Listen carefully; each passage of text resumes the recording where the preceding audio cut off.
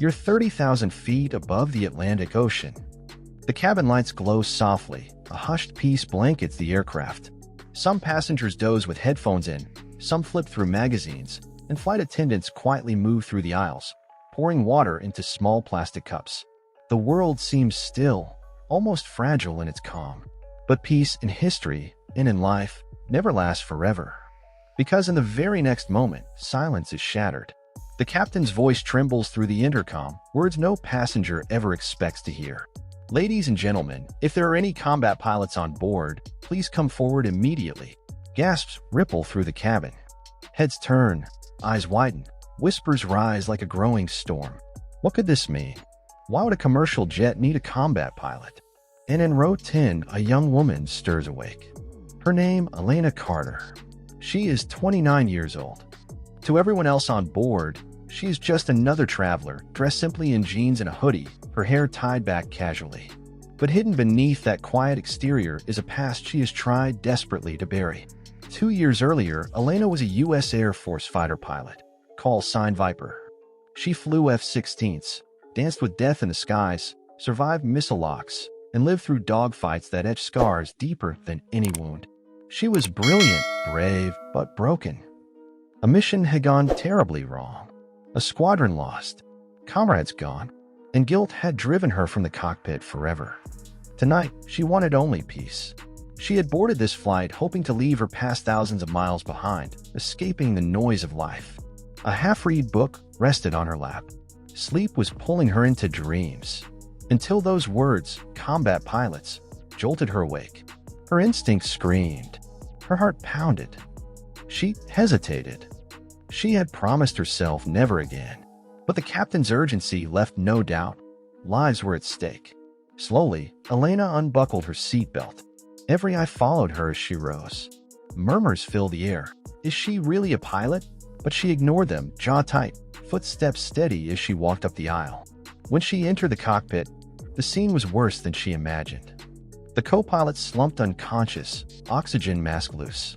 The captain was pale, drenched in sweat, hands trembling. Red warning lights blinked across the control panel like angry eyes. The plane had stumbled into a violent storm, turbulence shaking it to the bone. And now a systems failure had knocked out autopilot. If the captain collapsed too, 300 souls would fall with the plane. Elena scanned the instruments with practiced precision. Her hands hovered over the controls, like greeting an old friend. Commercial jets weren't fighters, but the laws of flight were carved into her very bones. I can do this, she said firmly. The captain stared at her. Who are you? She met his gaze. Call sign Viper. United States Air Force. Retired. Taking the co-pilot seat. And just like that, the battle began. Lightning split the sky, illuminating terrified faces in the cabin below. Oxygen masks dropped. Children screamed. The aircraft lurched violently, rattling as if it would tear apart. But Elena Carter steadied her breathing. This was not her first war. She had faced anti-aircraft fire, locked eyes with death, and somehow always lived. Compared to that, this storm was just another enemy to outmaneuver. She muttered, left engine fluctuating, hydraulics failing. The captain's voice cracked.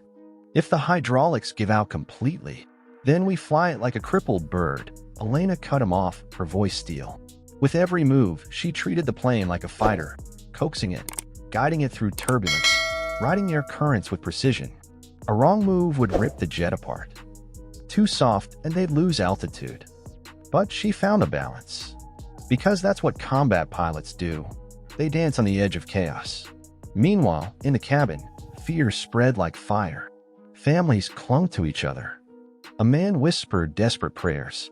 A little girl tugged at her mother's sleeve and asked, "Mommy, is she an angel?" The mother, tears streaking her face, nodded. "Yes, my love. She is." Time slowed. Minutes stretched into hours. Fuel ran dangerously low. The storm refused to relent. Elena's arms ached, nerves burned, but she didn't falter. Through the rain and chaos, a faint glow appeared ahead, the emergency landing strip of a coastal airbase. Her voice was calm over the radio. "This is Delta 473, former U.S. Air Force pilot at controls. Requesting emergency landing." Static filled the line. Then came a reply, "Copy that, Viper. You're clear to land. We're with you." The runway lights pierced the storm like beacons of salvation. But salvation would not come easily. Crosswinds slammed the aircraft, shoving it sideways. Lightning flashed, illuminating pale, terrified faces. In that moment, 300 prayers collided in the heavens. Elena's world narrowed, her hands gripping the yoke, her eyes on the runway, her heart pounding like a drum of war. "Steady, steady," she whispered. The wheels screeched against asphalt. The plane bounced once, then again. Metal groaned, and finally, mercifully, it slammed down hard and rolled, slowing, screaming, until at last it stopped. For a heartbeat, silence. Then applause, cheers, sobs erupting like a wave. The captain turned to her, tears in his eyes. "You just saved 300 souls." But Elena only shook her head. "No, they saved me." For years she had carried guilt, haunted by the comrades she could not bring home. But tonight, in saving strangers, she rediscovered her purpose and her peace.